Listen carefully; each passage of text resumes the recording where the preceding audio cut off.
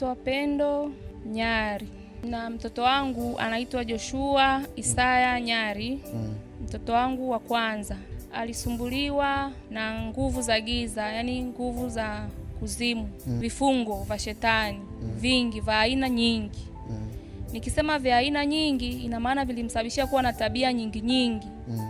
Yani kila pepo lilikuwa limeweka tabia ndani yake. Sasa wakati mmoja alivyoanza kuanguka, kawa nimempeleka kwenye maombi huko kanisa la Goba.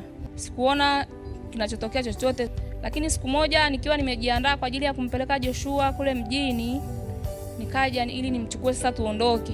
Nikakuta ameanguka sehemu. Kwa alikuwa anashikwa na watu 15. Anafungwa kamba mikono na miguu.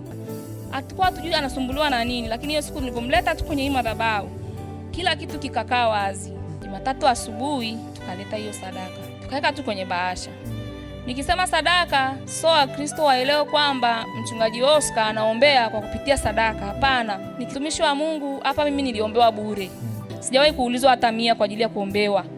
Hapa mahali hapa bure, yani bure kabisa. Na Joshua kuanzia siku hiyo akawa mzima. Sikumuona tena amenitesa kama alivyokuwa ananitesa nyuma. Walikuwa wanamtumia kwenye sehemu za kichawi. Kwa hiyo ile sadaka nilivyoitoa ilitikisa kule ulimwengu wa giza. Watoto wangu wote wamekaa sawa. Kuna Yesu anaponya. Yesu anaponya kabisa. Mimi nawaambia hivi, waamini hii madhabahu. Wasipuuzie. Hii madhabahu wanaiona ndogo sana. Juu wengine wanaonaje? Lakini mchungaji wangu mimi namheshimu.